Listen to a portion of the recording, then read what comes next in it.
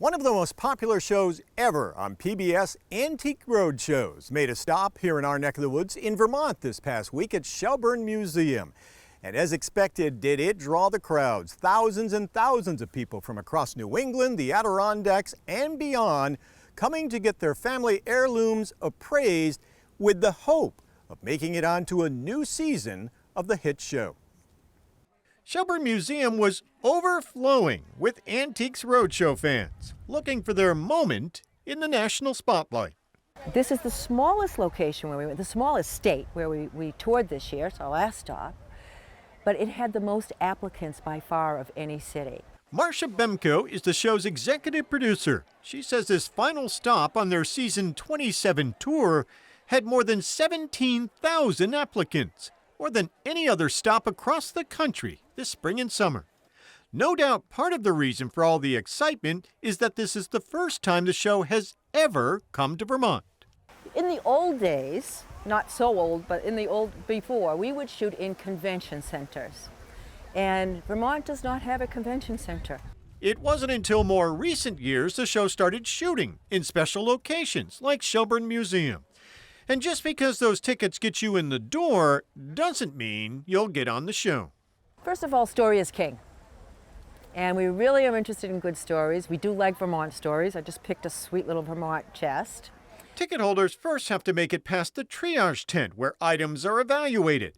From there, it's on to see one of the appraisers that travel with the show to estimate the value of the item. And only then, if it catches their eye and it's something truly amazing, they'll call over a producer.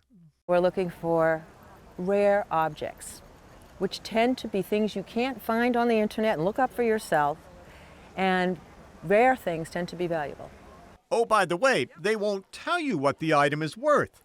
Those picked to be on TV, once the cameras are rolling, are told the estimate so their reactions are genuine. Those who make the cut will appear in one of 3 episodes of Antiques Roadshow that will air on PBS next year. And while the chance to get on national television or some big bucks for that old family heirloom is the main draw for most, it's also a chance for fans to get to meet some of the familiar faces they've come to love from the show, like appraiser Kevin Zavian. His dad, who also worked on the show, convinced him to come aboard several years ago, when it was still a much smaller production. I'll do jewelry, right? He goes, no. He goes, I'm doing jewelry. He goes, they need a watch guy. And that's how I started. Kevin has since made his way into jewelry, and when we met up with him at Shelburne Museum, he was looking over some costume jewelry, pieces that were likely made in Rhode Island in the early to mid 20th century. I would think a set with the earrings and with the bracelet, probably somewhere from, let's say, $60 to maybe $80. Oh, I'm rich. That's You're loaded. perfect.